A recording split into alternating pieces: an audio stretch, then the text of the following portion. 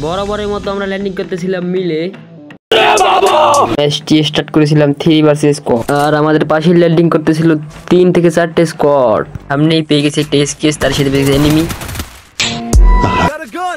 এদিকে আমার দুজন টিমমেট বেঁচে ছিল আর একজন রাশ করতেছিল, এর ভিতরে আমার একজন টিমমেটকে ডাউনলোড করে দিল।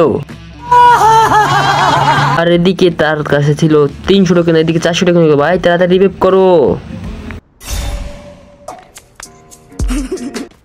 সেটা বড় কথা নয়, বড় কথা হচ্ছে এটা 400 টোকেন থাকা সত্ত্বেও রিভাইভ না দিয়ে কেন 16 টোকেন নিল। এদিকে আমার এনিমি চাচা চাচি সবাই মিলে একই মারা শুরু করে দিছে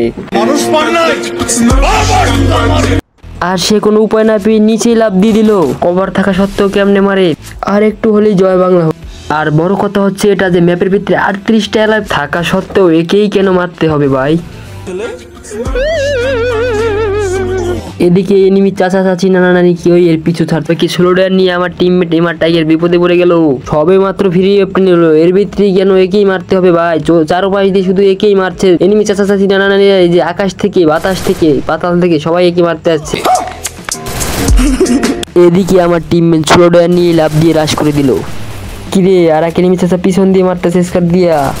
এদিকে আমার সুনামধন্য টিমমেট MP40 দিয়ে এনিমিকে ডান করে দিল।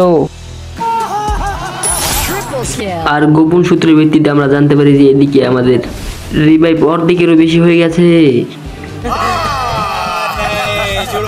রিভাইভ যেহেতু তাড়াতাড়ি অর্ধেকেরও বেশি হয়ে গেছে, তাহলে আবার চ্যানেলে যারা যারা নতুন এবং ভিডিও যারা যারা দেখতেছো লাইক এবং সাবস্ক্রাইব করে দিও। আর এক সূত্রে জানা গেছে এদিকে আমার টিমমেট 400 টোকেন থাকা সত্ত্বেও আমাকে রিভাইভ না দিয়ে 16 টোকেন নিয়েছে, সে আমাদেরকে অবশ্যই রিভাইভ দিয়েই ফেললো।